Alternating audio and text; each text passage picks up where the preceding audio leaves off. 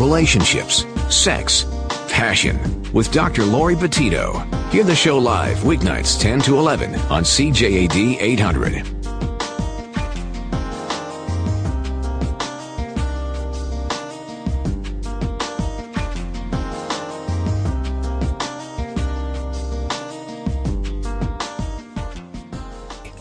Welcome to Passion, a show all about love, sex, and relationships. I am Dr. Laurie Betito. I'm a clinical psychologist with a specialty in sexuality.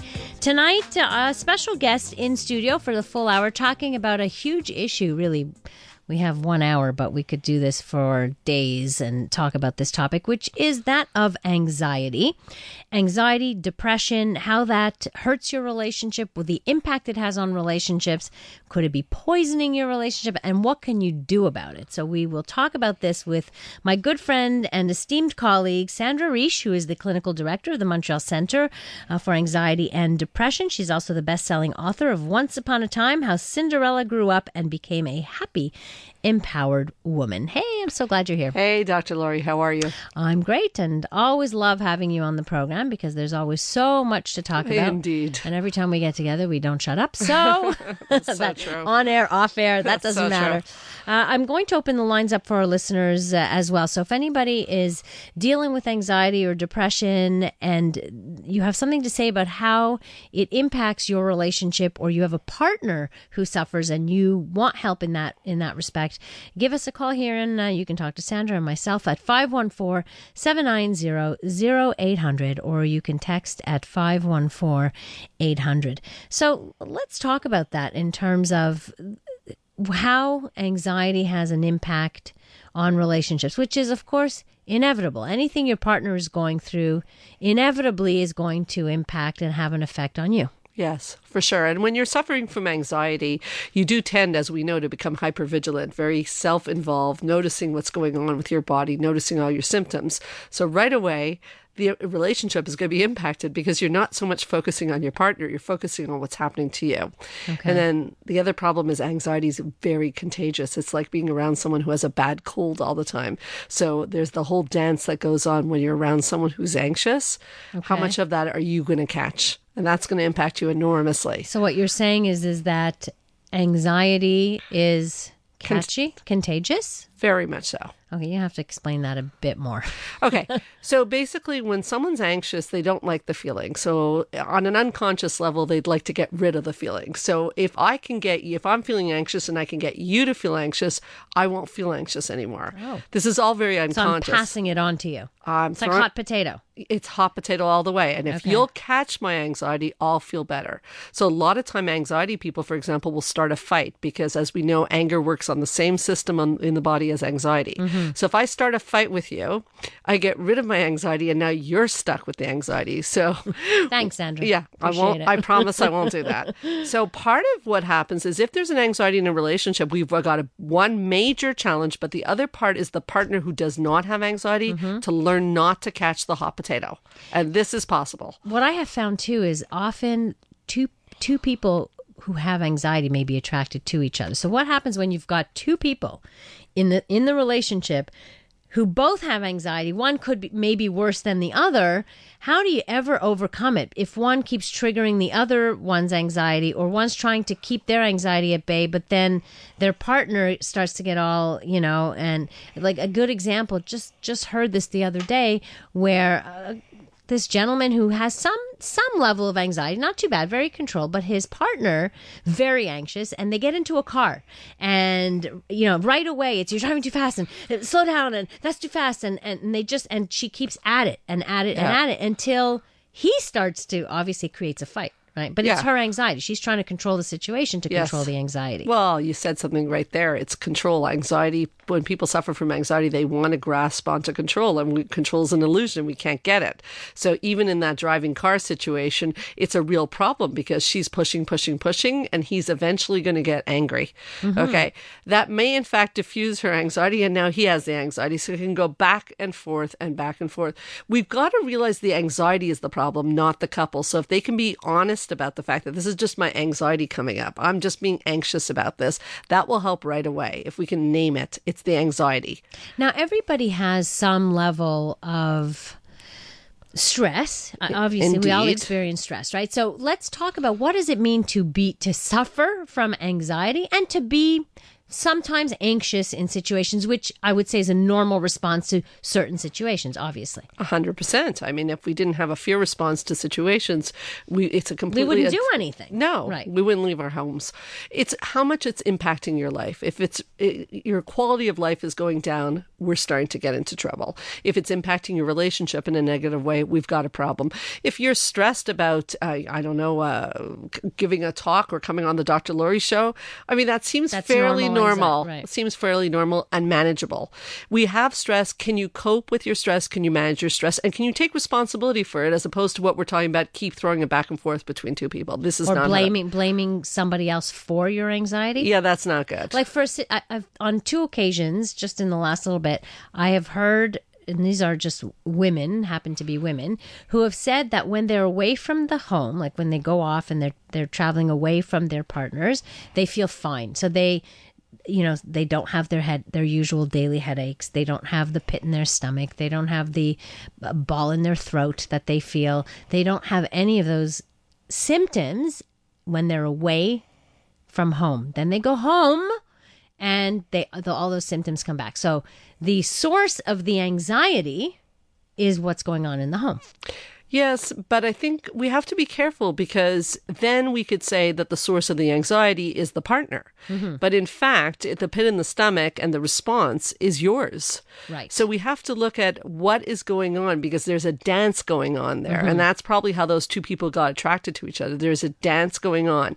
And if both of them can realize they're part of the dance, we can take a negative cycle and turn it into a positive cycle. So for the person who doesn't have anxiety when she's away from her husband, when she's with her husband, she has to look at what is her part in that. Is she catching his anxiety? Is she tiptoeing around his anxiety? What is going on?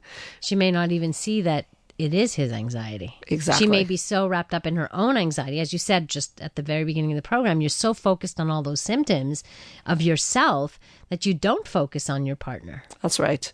It's almost like the other woman or the other man in the relationship. It really can be. Wow. And that's why our mental health is, and when we're married in relationships, you have to take it seriously because it impacts not only your partner, but your children.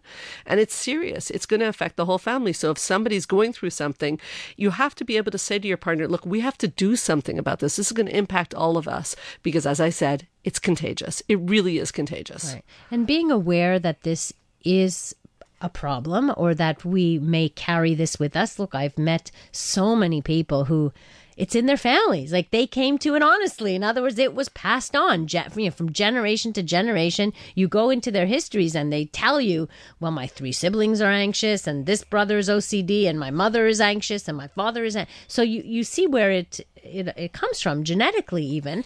But knowing that and then being able to accept that it is something to work on, control, cure, whatever it is. It's extremely treatable. So they have a choice. So do you decide that your legacy is you came from an anxious family and that's going to be your legacy? Or do you decide you came from an anxious family and therefore you're going to have to work on learning how to cope with your anxiety? Right. And that's something you have to do. I mean, if you want to have a successful, peaceful life, you've got to learn how to cope with the anxiety. I think it's worth it. Oh, it's definitely worth it. There's no question that that's worth it. Sandra Reich is my guest. She's the clinical director of the Montreal Centre for Anxiety and Depression and the best-selling author of Once Upon a Time, How Cinderella Grew Up and Became a Happy, Empowered Woman. And she can be reached at helpforanxietydepression.com is the website, and of course on Facebook, and we'll give out numbers and what have you. Also, and you'll find out tonight about different programs that the Centre is offering in terms of dealing with anxiety and also relationships. And this is something that I wanted to bring Sandra on, is to talk about healthy relationships and how, okay, so you have anxiety. Doesn't mean your relationship has to be unhealthy. That's the reality. That you can do something about it, and that's what we're here to help you with. You're listening to Passion on CJAD 800. You're listening to Passion with Dr. Laurie Betito, the podcast. Hear the show live weeknights 10 to 11 on CJAD 800. This is Passion with Dr. Laurie Betito on News Talk Radio, CJAD 800. Tonight on the program, Sandra Reich. She is the clinical director of the Montreal Centre for Anxiety and Depression, best-selling author of Once Upon a Time, How Cinderella Grew Up and Became a Happy, Empowered Woman. And tonight we are talking about anxiety, a very huge topic, since I don't even know what the numbers are in terms of statistics, Sandra, how many people actually suffer from anxiety. It's increasing by the day. And I know a lot of people complain that, people kind of hand out anti-anxiety medication as if it was candy. But I have to say, working in the field, I see so many people who suffer from anxiety who really do need the medication. Absolutely. Who, without the medication, are feeling like they're drowning, and then they can't. I often explain it like, if you feel like you're drowning, all you're going to do is do the dog paddle. And that's all you have the energy for, is to survive. Just let me just survive. For some people, if that's where they're at, sometimes the medication allows them to float so that they can breathe and not just be in survival mode, and now start working on some of the things that, some of the techniques are. It's like now you can learn how to swim. Yeah, it's a rather great than metaphor. dog paddle. Yeah, because it's hard to learn to swim when you're panicking. Well, exactly. Yeah. When you're panicking, you are not going to do any particular stroke to get to wherever. You're just, on survival mode. So I have a hard time with people who, and I'm not a pill pusher in any way. I don't even prescribe medication, but I have certainly seen people recover incredibly from medication and therapy. I know, and I'm not a pill pusher either, but there is an enormous amount of stigma, and it's just really, if somebody is drowning, to really just get on the internet and start reading these, very provocative articles that make it sound like you're going to ruin your life by taking medication, is really does no service to people. I mean, really, it's helped really millions of people. It's not for everyone, but it's helped many, many people. Have you ever, I'm sure you've heard this as much as I have, I don't believe in medication. Have you ever heard that? Oh, I don't believe all the time. So I always say, so if your doctor told you were diabetic, you wouldn't believe in regulating your blood sugar with insulin? Yeah. It's funny. I say the same thing. It's like, really? Yeah. Yeah, I have a it's hard the time stigma. with that. Stigma, and anxiety still has that stigma too. Right. It's unfortunate. I think it's unfortunate too that there's this fight between big pharma and thinking that that's what it's all about. But really, it was created. These medications were created to treat something that has existed. Yes, we didn't create this disease or this. No, I wouldn't call it disease, but this ailment. In order to make medication to cure it. Right. Exactly. It's also about getting the right medication, and also being your own advocate to make sure and speaking with the right person to find out what is, like, even the anti-anxiety versus antidepressant discussion. A lot of people get very confused on that. Right. There's a lot of misnomers because often antidepressants are used as anti-anxieties quite effectively. Yes. Not addictive. That's right. So, it's a very different, confusing thing. And people don't have enough of that information. No, they don't. I know that we as therapists and in this field, we have more of that information than your average GP, because we see this every day, right? We're on the front lines. We're on the front lines of that kind of thing. So I think sometimes if you talk to the right people who deal with this, they could at least guide you a little bit in that. Because look, there are different medications that are used for OCD, for example. So it depends how your anxiety is being expressed. Yeah, and it's great if you work with someone who knows these differences. It's really wonderful. Speaking of OCD, I just had somebody come in the other day who was telling me about a relative who was a hoarder and like hoarding behavior. How do you understand that? Well, hoarding is, one of the most extreme versions of OCD. A lot of people consider it OCD. And a lot of times people hoard as a way of holding on to, sort of an attachment and not letting go. And there's a certain security that comes from that. Of course, it's a false security and you can never get enough. It's like anything else. It's like any other drug. You can't get enough. That's the problem with drugs in general, whether they're drugs like real drugs, overeating, oversexing, anything. Right. It just doesn't fill the hole. And that's the problem we all face, is we have to, like I always say, there's no easy way, or I would have found it. Trust me, I would have found it. No, there's no easy way. You got to go through the pain, and really that is the only thing, because we're always trying to numb pain with hoarding, with drinking, with sex, whatever you want. Just that some of them are so, well, most of these behaviors are quite dangerous, sometimes physically, sometimes to your relationship, emotionally. Yeah. I mean, when I hear some descriptions of places like people who hoard, and I mean, it's sad. It's so very sad. It's chaotic. It's like beyond chaotic. Yeah. It just, the whole thing comes back to even the topic this week with Robin Williams and everything like that we've been talking about, is that there's all these things. I hear you say that, and I always feel like if they would find the right person, these things are treatable. They Right. are, but it's all about getting that right match. And it's not always the first person you meet that is that right match. Right. But we know a lot about hoarding. We know a lot about depression, and we certainly know a lot about anxiety. So why is it that a lot of people who say are hoarding, and I've heard this in relationships, it becomes a huge problem for in sure. a relationship when you have one partner who happens to be a hoarder, although the other partner tends to keep it in check a bit, like it doesn't go maybe at so far gone, but that's like a huge thing, and often the hoarder doesn't want to go get help. No. They don't think it's a problem.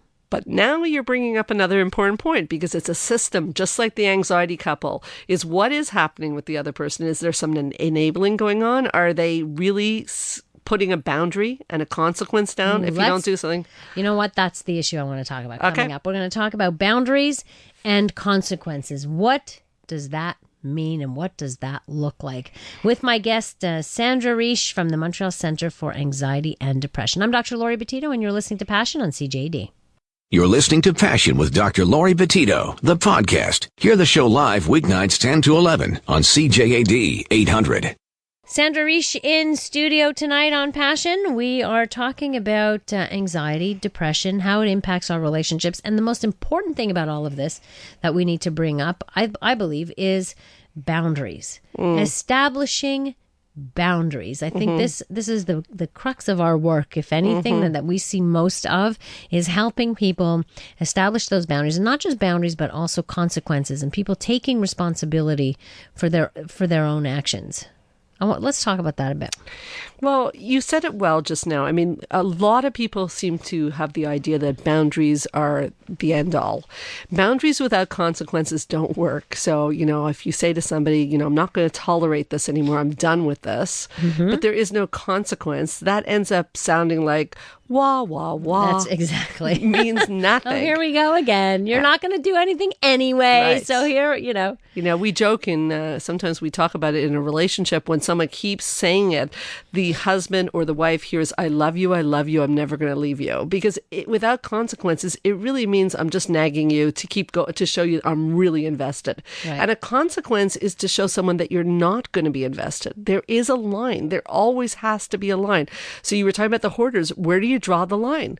Where is the line in your relationship? And relationships need that, because I'm going to throw you out another line, is that love without respect dies.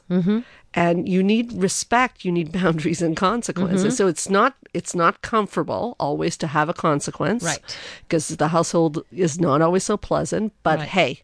We'll talk about what some of those consequences might look like on the other side of the news with my guest Sandra Reich here in studio on CJD. You're listening to Passion with Dr. Laurie Betito, the podcast. Hear the show live weeknights 10 to 11 on CJAD 800. You're listening to Passion with Dr. Laurie Betito on News Talk Radio, CJAD 800. Sandra, we have a fan. I love you both. Very, very interesting show. Writes a texter. Thank you. Yeah, we make a good team. We plan on doing some work together in the near future. Indeed. So. Sandra Reich is my guest, clinical director of the Montreal Centre for Anxiety and Depression. She's also the best-selling author of Once Upon a Time, How Cinderella Grew Up and Became a Happy, Empowered Woman. The website for the center is helpforanxietydepression.com. The phone number is 514-777-4530. So we were talking about boundaries, consequences, and of course the consequence doesn't always mean divorce. It's not like if you do this, I'm going to divorce you and therefore here are your walking papers. That's what clients always think. Like, what can I do? I'm not going to divorce him. But there's so many other consequences with partners, with any Well, partner. we're going to have to come up with some examples. Okay, well, first of all, again, the primary reinforcer of all reinforcers is attention. So I always want people to understand that. So whether it's negative attention or Right. positive attention, if you continue to give attention to a behavior you don't like, the behavior will increase.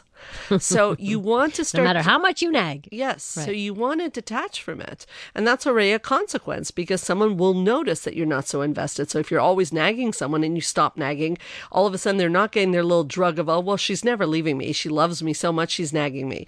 So you have to start to pull things away. It's just like raising children. It's the same thing. You know what? I know a lot of men are thinking right now, maybe that's why my wife stopped having sex. Yes, I can Tell me understand. that's not one that's often used. For sure it's used, for sure. But again, it's not necessarily used in a way that the man can get the message as opposed to just thinking, why is she not giving me sex? I think there has to be a very direct correlation between the behavior you've asked for and if the behavior, just like I always say, if you go through a stop sign, you get a ticket. If you don't show up to work, you don't get paid. So if your partner is not doing things that are important to you, what is the ticket you're giving him?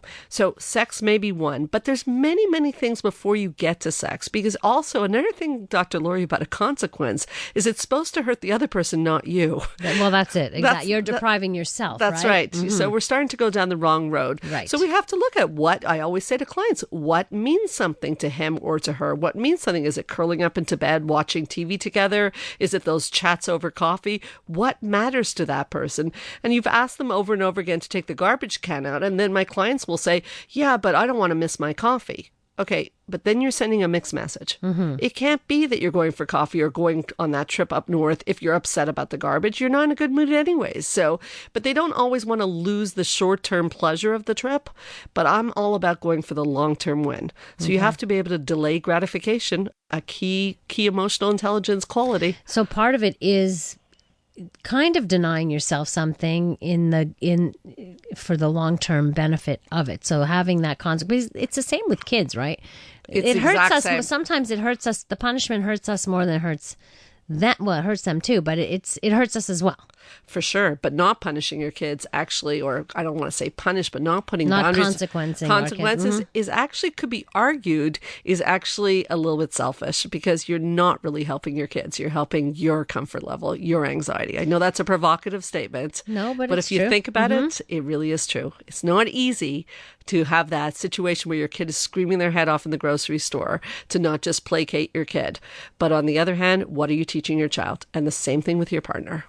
I remember when the kids were young, it was like, we used to have this song, the more you whine, the less you get, the more you whine, the less you, and then we used to, I can't tell you how many times I've walked out of a store with a full carriage that I left behind because the whining was just incredible. And did they learn? Well, they eventually stopped whining in that way. Well done. Well, they knew that, I better shut up now. So it doesn't work for them. It's the same in marriage. Yeah. So how does I think a lot of people might think, if it's the same in marriage, are you treating your partner like a child? No. Like, how does that, Is the policeman treating you like a child? No, the policeman, there are rules. There are rules to life. Is your boss treating you like a child when he doesn't pay you for not showing up? No, there are rules to life. And if you... Good. I like that. Yeah. And if your partner, if your needs are not being met in the marriage, you're not doing either him or her, or depending which way we're looking at it, any service, because you're going to be miserable anyways. Who wants to be around a cranky spouse? So better a little bit of a difficult period. And then, and you know what? People are at their best with boundaries and consequences. They like it. It's actually a good way to reduce anxiety. So can we just, a few more examples of the kinds of consequences? Like, can you think of a specific a consequence that you might have suggested to somebody? Again, I try to ask people, what is it that gives the partner who is not doing what you want them to do? What do they want from you? Because again, relationships are an exchange. Every relationship is an exchange. Right. The only relationship that, it's very based on a very unconditional concept is between parent and child. Right. So there's an exchange. So if they're not doing the thing that you've asked them, then you have to look at, if you continue to do the things that they've asked you, we're in caretaking now. We're in a new problem. So what happens when you get a situation, and this we see often enough, where somebody says, they tell them, look, I don't want to take this anymore and I can't handle this anymore, but they don't do anything about it.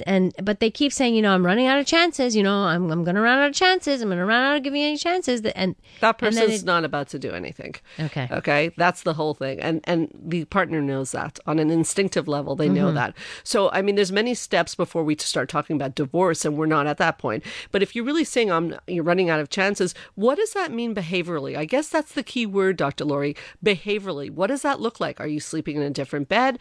Are you starting to not respond the same way to your partner? What does it look like behaviorally? What does that mean? I'm running out of chances. What does that mean? I want to know. Right. I want to know what I'm losing. If the policeman says you're down to your last point on your driver's license, I know it means I'm going to lose my rights. Yes. Right. That's good. How somebody texted and you mentioned how anxiety is contagious. So how do you stop the infection? Well, actually, that's a really good question, because if you understand that anxiety is contagious and you see someone coming and you start to feel anxiety around them, sort of the example you gave about the pit in the stomach, then you're starting to catch. Why are you staying near that person at that moment? Time to go to the kitchen or go to the living room. Get away. You don't want to catch it. I used to catch all the time with people I knew. They'd have anxiety. I'd get together with them. They'd start a fight with me. They'd go home feeling fine. I'd be like, what just happened? Okay. So you don't have to catch. You do not have to stay, and you don't have to engage, because they're also talking about their anxiety. Change the topic. Talk about that latest reality TV show. Change the topic. So it's about engagement. It's saying, Absolutely. I don't need to engage in this. I don't have to engage. Even if you're my partner, It's boundaries. I'm stepping away from this. That's This belongs to you. This is not about me. No. This is yours. Yes. And I'm going to go do something Yeah, else. I love you, but I don't want to catch your disease. Thank you very much. Really. You're so cold, Sorry. Sandra. I'm not. I'm kidding. I'm not. I'm kidding. I swear I'm not. You see, some people might, but here's the thing, is that the partner, I have heard this, I have seen this, say, oh my God, you're such a bitch. Like, At first. right, exactly. first. When they And start then- putting their boundaries down, right? And then eventually they'll say, it never happened, and I'm so grateful that you're the empowered person that you are. The love will actually deepen. Well, that's the thing, is once you can get past that, and once you start changing and not be afraid of being the bitch in the house, so to speak, because you're going to feel it because you've been so accommodating in the past. Of That's course, right. There's a transition There's an part. for you this is extreme, whereas for somebody who has always had boundaries, that's the way they always are. Yeah. And it's not seen as that kind of negative behavior. So that's going to take a while. It does take a while. To adjust, for the other person to adjust to that. You're 100% right, but would we all agree that we're attracted to people who command respect? Yes. Thank you. Yes. Not Absolutely. doormats. That's right. And somebody who keeps allowing this to happen would be considered more of the doormat. That's right. It's not a pretty word, but it is a reality for a lot of people. And Yes. you don't want to keep getting stepped on. No. And that's what boundaries are about. They protect the relationship. Yeah. 514-790-0800. Give us a call, or you can always text in at 514-800. You're listening to Passion on CJD. You're listening to Passion with Dr. Laurie Betito, the podcast. Hear the show live weeknights 10 to 11 on CJAD 800. There's so much to say that we never, ever, ever have time to do everything we want to talk about together. But Sandra, for our listeners and people who may be interested in getting more, the center offers some great trainings and lectures and all kinds of stuff. So what is actually happening in the next little while at the center? Well, actually, we have a lot of groups coming up on the topics we talked about tonight, ironically. We have a Coping with Anxiety Cognitive Behavioral group starting on August 29th for 4 weeks. That's going to be in the West Island, so anyone can call us about that. We have a relationship series, and the next one is on Thursday, September 11th, starting on boundaries and consequences. There, you can learn more about that. We also have a social anxiety group starting September 16th, and I would like to personally invite all your listeners to our open house lecture series, which is completely free, August 26th from 7 to 9 and September 9th from 7 to 9, where all our clinicians will be speaking on a myriad, Myriad. that's it. That's the word. Topics. That's the word. Topics, anxiety, depression, social anxiety, relationships, you name it, we're going to talk about. We'd love to see everyone there. All right. So if you are interested, the website is helpforanxietydepression.com. The phone number is 514-777-4530. I imagine you want a bit of an RSVP to know how many people are showing up, or people can that'd show be up. great if they can call us. For the open house, it's you're certainly welcome to show up. It's at the Brunswick Medical Center. For the groups, the Boundary and Consequences and the Anxiety group, that you definitely need to call us to register. Right, because It's there's limited spots. space. Right. And they're at a very, very low price, by the way. Good. So I want to talk a little bit about control. Earlier we talked about anxiety poisoning relationships, and it poisons relationships when control takes over, which is a consequence of anxiety. Absolutely. Well, anxiety, what we do is we grab onto control because the idea is that life is out of control. So if I can just hold on to control, everything will be fine. But let's think about that in terms of intimacy. So we like to talk about intimacy sometimes into me see. Yeah, I use that too. Yeah. Of course. We're kindred spirits, I tell you. Anyways, so the problem is that into me see does not work with control, because if I have control, I have something around me protecting myself from being hurt, for anything going wrong. So I cannot let go. So, I mean, we turn to Dr. Laurie about sex, of course. So, and letting go is a big part of intimacy and sex, right, Dr. Laurie? Of course. So we've got a problem. So we've got to reduce this idea of controlling everything, because we can't control things. That actually feeds the anxiety. I think it's also important to understand where that control comes from. You know, sometimes I'll hear a partner say, "Oh, my partner is such a control freak and, you know, wants to control me." No, she or he doesn't want to control you. They're doing that as a coping mechanism to be able to deal with their anxiety. Yeah. So look at them more as someone who is suffering from something, are using controlling tactics, if you will, to be able to cope, just to cope with their life. Yeah. So if you were to look at it a little differently and try to help, because otherwise you just get angry, right?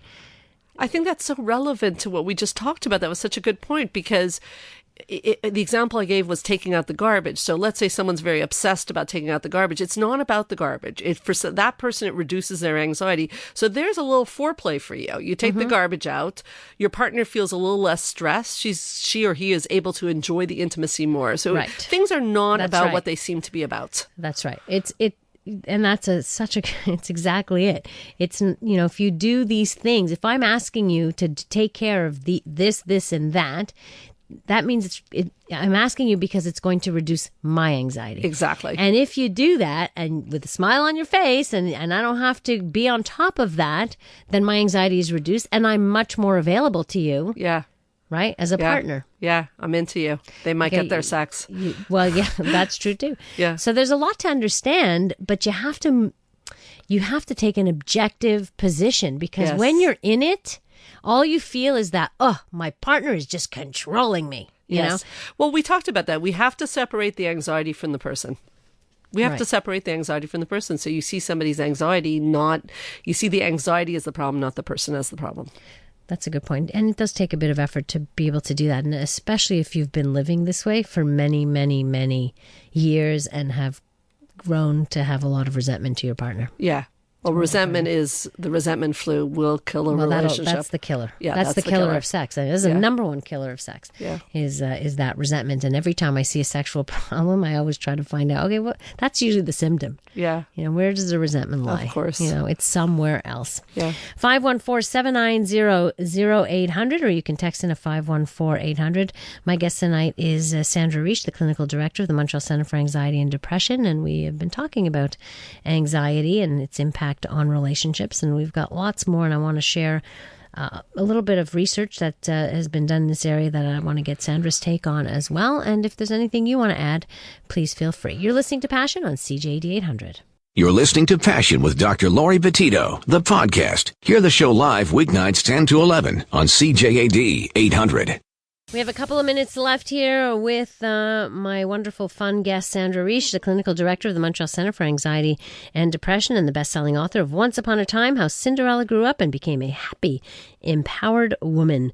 So there's this research from the University of Arizona that found that a man tends to mirror a woman's emotional response in order to get her to cooperate. So women, on the other hand, will kind of sway in the opposite direction from her partner. Men try to avoid conflict. Gee, I didn't know that. While women want to get to the root of the problem. Right. Let me just get your microphone on. I can hear it. Okay, there we go. Okay.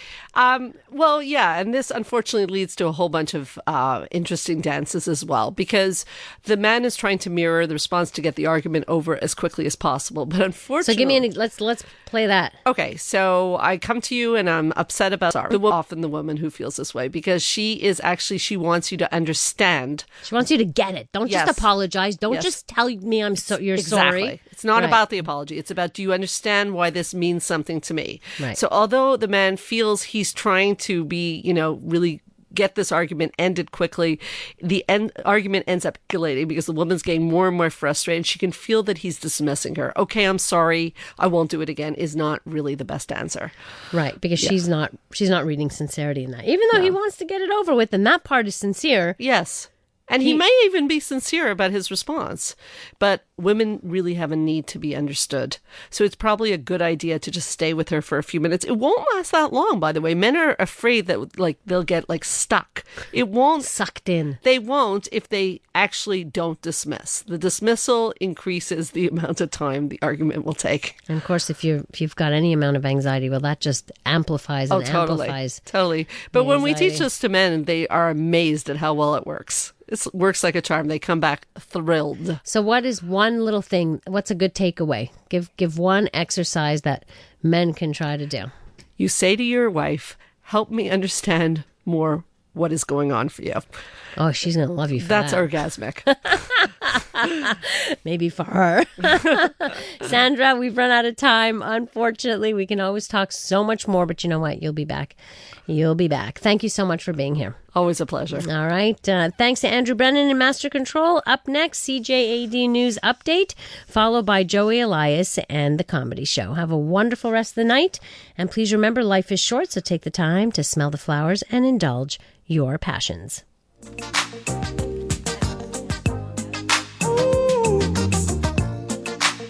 Listen to Passion with Dr. Laurie Betito, live weeknights 10 to 11 on CJAD and CJAD.com.